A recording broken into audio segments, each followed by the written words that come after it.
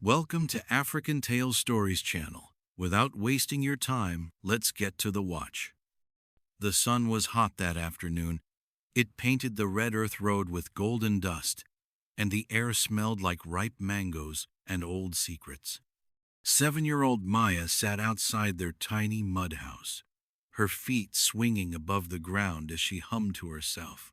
Her voice was soft, like the whisper of a breeze through palm trees. She was singing a song Mama used to sing when cooking. Noam. Someday the sky will know your name. But today, Mama wasn't cooking. Today, Mama wore her best wrapper, the one with the dancing fish, and her eyes looked far away, like she was trying to see the future. Then came the sound. Vroom. A strange, shiny blue car rolled into the village, the kind only seen in stories. Children ran after it, cheering and jumping, but Maya just stared. Out of the car stepped a woman with long nails, red lips, and eyes like a hawk. She looked rich, important, dangerous. She whispered to Mama. They spoke in low voices, too low for Maya to hear. But Mama's hands trembled, and she kept looking at Maya. Then Mama turned to her and forced a smile. Maya, she said, kneeling down, you're going on a little trip. This nice auntie will take care of you. You'll wear fine clothes, eat chicken every day, and go to school in a big city. Maya's eyes lit up. School? Mama nodded fast, too fast. Yes, school. The kind with chalkboards that sing. Maya laughed. She had always dreamed of school. But when she tried to hold Mama's hand, Mama pulled away like Maya's fingers were fire. Be a good girl, Mama whispered, her voice cracking. The woman in the blue car opened the door. Maya looked once more at her home, the tiny mat where she slept, the guava tree she climbed, and Mama who wouldn't meet her eyes. She stepped into the car. As the engine roared to life, she waved. Mama didn't wave back. The woman's name was Madame Zara. She didn't smile. The car ride was long and quiet. Maya tried singing again, but Madame Zara snapped, no noise. Maya shrank into her seat. They passed towns with tall buildings and people who never looked up. Maya's heart thumped louder with each mile. Where were the chickens? The fine clothes? The school with singing chalkboards? When night came, they stopped at a big house with glass windows and gates as tall as trees. Out, Madame Zara said. Inside, the house was cold. Not the nice kind of cold. The kind that made your skin shiver and your bones whisper, run. There were other girls there, some older, some younger. None smiled. None talked. One girl, with short curly hair, whispered to Maya that they weren't allowed to speak without permission, that they weren't going to school, that they were helpers now. Helpers? Maya asked. The girl's eyes turned wet. Slaves. Maya didn't sleep that first night. She sat on the floor of the room she shared with 5 other girls. The walls whispered, but not with wind, with tears, with prayers that didn't work, with names of mothers who sold their daughters. Days turned into weeks. She cleaned, scrubbed, cooked, was beaten if she dropped a plate, had to smile when visitors came. If she cried, she got locked in the dark room, where no light entered and even time felt afraid. Sometimes, at night, she'd close her eyes and pretend she was back in the village, climbing the guava tree. That Mama would call her in for soup and fufu. But Mama never came. One afternoon, while scrubbing the corridor, Maya met Amara, the only girl who looked the guards in the eye. Amara had a long scar running from her jaw to her neck. She said it was from fighting back. She had been there 2 years. Don't you miss your home? Maya asked her one night. Amara stared at the ceiling. I miss who I was, before they broke me. That night, Amara showed her a secret. Behind the bookshelf was a hidden space where she kept a notebook. In it were words she had taught herself to write. Maya touched the pages like they were gold. "Teach me," she whispered, and Amara did. The day freedom came, it didn't wear a cape or fly in through the window. It came as a woman in a yellow scarf who came to inspect the house. She was from an NGO. Maya didn't know what that meant, but her eyes were kind, and she asked quiet questions when Madame Zara wasn't looking. Maya was too scared to speak, but Amara did. The next week, police came. The gates opened wide. The girls were taken out, one by one, into a van that smelled like hope. As Maya stepped into the van, she turned back one last time. She didn't see Madame Zara again. The shelter was small but warm. The women there didn't shout. They let the girls sleep in beds with real pillows. Maya cried the first night, not because she was sad, but because someone gave her a blanket and called her Noam, my child. She learned to write her name, to read storybooks, to eat without fear. But the scar inside her heart, that one stayed. Years passed. Maya became strong. She studied hard, worked harder, got a scholarship, went to the city, opened a small shop, then a big one, helped other girls like her. People called her boss lady. They saw her smile and clapped, but they didn't know the smile came from pain stitched into power. They didn't know about the village, the blue car, the mother who didn't wave. One day, during an interview, a journalist asked, "What drives you?" Maya looked into the camera. "My past." She went home that night and sat in the dark. Then she did something she hadn't done in 21 years. She searched the name of her village, and she booked a one-way ticket. Not to forgive, to confront. The sun was a golden coin in the sky when a sleek red car rolled into Umugo village. It was the kind of car that made people stop mid-sentence and stare. Dust danced behind it like spirits running to tell the villagers that someone important had arrived. Children followed the car barefoot, pointing and whispering. "Who is she?" they asked each other, as the door swung open slowly like a secret being told. Out stepped a tall, elegant woman in a cream-colored dress that shimmered like moonlight. Her skin glowed. Her eyes were quiet storms. She wore gold earrings shaped like tiny wings and walked like she had never been afraid. Nobody knew this was Mayath, same girl who once begged for food under the mango tree. Not yet.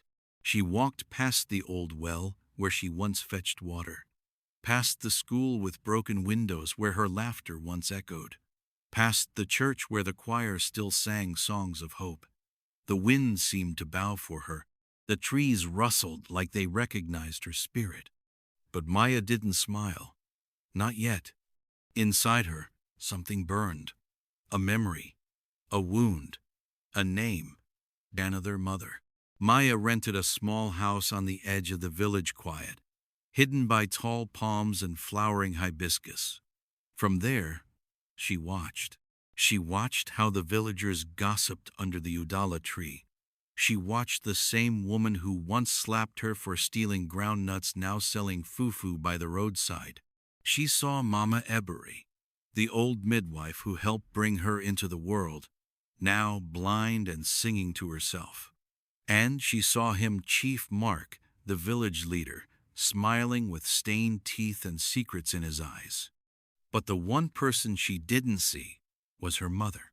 That night, Maya sat on the floor, candles glowing like fireflies around her. In her hand was a torn photo, her only piece of childhood, half of a face, her mother's face. She held it to her chest, eyes closed, heart heavy. "I'm here," she whispered to the night, "and I remember everything." The next morning, Maya went to the market. She wore a simple wrapper and covered her head with a scarf.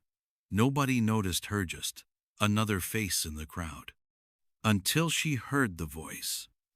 Sharp, loud, bossy. "Put the pepper in the bag properly, you useless girl." It was Janet. Maya froze. The air felt thick. Her heartbeat raced like wild drums. She turned slowly, and there she was, older, but the same eyes. Eyes that once refused to meet hers as she was taken away. Maya clenched her fists. The past came crashing like thunder-cold nights. Empty stomachs, screams she had swallowed for years. But she didn't speak. Not yet. Instead, she bought bananas and left the market, vanishing like smoke before Janet could notice her. That night, the rain came soft at first, then heavy, as if the sky was washing away the village's lies. Maya walked through the rain, her dress clinging to her like a second skin. She stopped at the chief's house, knocked 3 times, and entered before anyone could say, "Come in." Chief Mark sat in a big chair, fanning himself with a palm leaf. His eyes narrowed. "Who are you?" he asked. Maya didn't blink.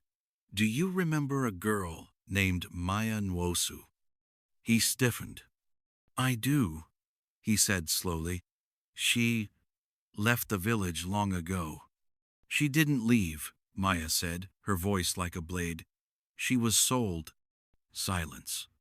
The only sound was the rain hitting the roof like footsteps of ghosts. Chief Mark laughed nervously. "Young lady, you shouldn't speak of things you don't know." Maya leaned closer. "But I do know. I was that girl, and I've come back not to forgive, but to uncover everything." For a moment, the chief looked afraid. Then he smiled. "Careful, girl. In this village, snakes live under smiles." Maya smiled back. "And I grew up in their pit." Word spread like wildfire. "The woman in the red car is Maya," villagers whispered. Children listened wide-eyed. Old women clutched their rosaries. Young men wondered if the girl they ignored years ago had become a storm they couldn't stop. Janet heard it too, and that night she sat by her cooking fire, staring into the flames. When Maya appeared in the doorway, she didn't flinch. "Mama." The word hung in the air like smoke. Janet turned. Her face was stone, but her eyes trembled. "You came back," she said. "Yes." They stared at each other, one with tears burning behind her lashes, the other with guilt hiding behind her silence. "I had no choice," Janet said quietly. Maya stepped closer. "You always had a choice. You chose money over me." Janet looked away. Outside, the fire cracked. The night waited.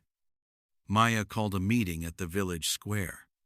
She stood on the wooden platform where stories were once told under moonlight. She looked at their face-sold, young, kind, cruel. She told them the truth, everything. The trafficking, the pain, the survival, the betrayal. Some cried. Some stared at the ground. Some walked away. "I didn't come here to shame you," she said, "but I will not let you forget. Not again." She turned to Janet. "And you were my mother. You were supposed to protect me." Janet's lips trembled, but no apology came. "You may not say sorry," Maya whispered, "but I'll say something else." "What?" her mother asked. Maya blinked back tears. "Goodbye." She walked away, and the silence that followed was louder than any scream. Later that night, Maya lit a lantern and placed it on her windowsill. Its golden light danced gently, as if saying, "You did it." She wrote a letter and sealed it in an envelope addressed to Janet Nwosu. Inside, the letter read, "You broke me, but I didn't stay broken. I searched the world for healing, but the wound was always your name. I came here not to curse you, but to show you I survived. And sometimes, that's louder than revenge. Maya. As the stars blinked above, Maya watched the village sleep. Somewhere, a girl was being born, a story waiting to be told. And in that moment, the fire in Maya's heart flickered not with anger, but with peace. She had spoken her truth. And truth, like fire, burns, but it also lights the way. The morning sun had barely touched the tops of the mango trees when a sharp rhythm of drums echoed across the village. Not the usual drums for dancing or weddings, these were heavy, slow, and full of something deeper. The sound made even the wind pause. Maya stood at the edge of the village square, her long white gown fluttering like a ghost from forgotten stories. Her face was calm, but her eyes burned with a fire that could melt stone. The village council had called a meeting, but Maya had called for something more powerful: the truth. People came slowly, whispering as they saw her. The woman who built schools, the woman who gave food to hungry children, the woman who had once been sold like a sack of yam. Mama Janet, Maya's mother, arrived last. Her wrapper was tight, her head high, but her eyes trembled. She looked at her daughter and saw the face of a ghost she had tried to bury for 21 years. "Let us begin," Maya said, her voice steady, soft, but slicing like a blade through silence. She told her story not with tears, but with lightning. "I was 7. Mama tied my hair with blue beads that day. She told me I was going to the city to become a great girl, but instead, I was locked in a dark room, forced to scrub floors until my fingers bled. I cried for her every night, but no one came. Gasps filled the air like birds taking flight. My name is Maya. You all knew me. You saw me walk this soil barefoot. You watched my mother hand me to strangers, and none of you asked where I went." Now, silence wasn't peaceful, it was thick and choking. Then, a voice from the crowd. Old Papa Ize, the palm wine tapper, stepped forward. We knew something was wrong," he said, his eyes watery.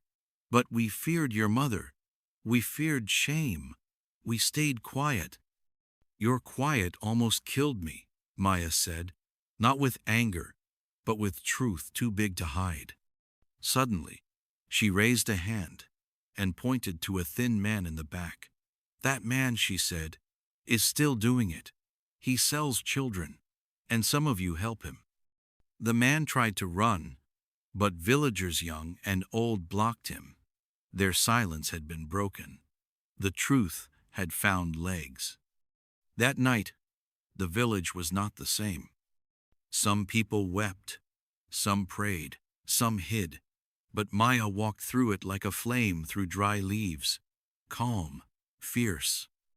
The next day, police from the city came.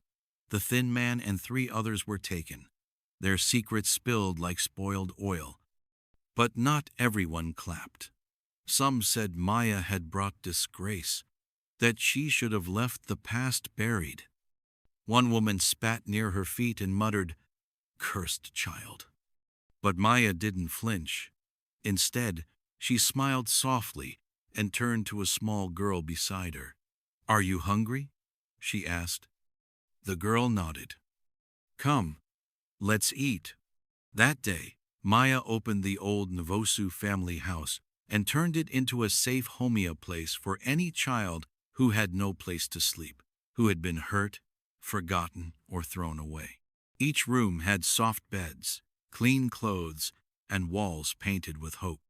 The moon was round and watching when Maya stepped into her mother's hut one final time. Janet sat near the fire, her face dry but her soul crumbling. "You want me to say sorry?" she whispered. "I did what I had to do. We were starving. I lost your father. I had 3 mouths to feed. You chose to feed them by selling me," Maya replied. I cried every night, Janet said, voice cracking. But crying doesn't cook soup. Maya said nothing. She looked around the small, dusty room where her story had begun. Then, she reached into her bag and pulled out a letter. It smelled of old paper and lavender. She placed it on the wooden table, beside a bowl of untouched gari. If you ever want to meet the woman I became, she said, read it. But I didn't come back to be forgiven. I came to remind you I'm still standing. She walked out, not once turning around. The fire behind her flickered, as if unsure whether to die or grow brighter. A year later, the once forgotten village was now known across Nigeria not for its shame, but for its strength. The safe home grew into a school, a clinic, and a library. People from faraway towns brought food, clothes, and dreams to share. At the center of the village square stood a tall bronze statue of a woman holding a torch and a book. On its base were these words: "She was broken, but she grew wings. She was lost, but she found herself. From ashes, she rose." Children played around it, their laughter dancing with the wind. The story of Maya teaches us that no matter how painful our beginnings are, they do not define our destiny. We can rise above them with courage and purpose. It reminds us that silence in the face of evil allows harm to grow, while truth and action bring healing. Forgiveness is powerful, but standing up for oneself is just as vital. Children are never burdens, and every child deserves protection, love, and education. By turning pain into purpose, learning in darkness, and speaking the truth even when it's hard, we not only heal ourselves but also light the way for others. Thanks for watching. Please subscribe, like, and comment. Thanks.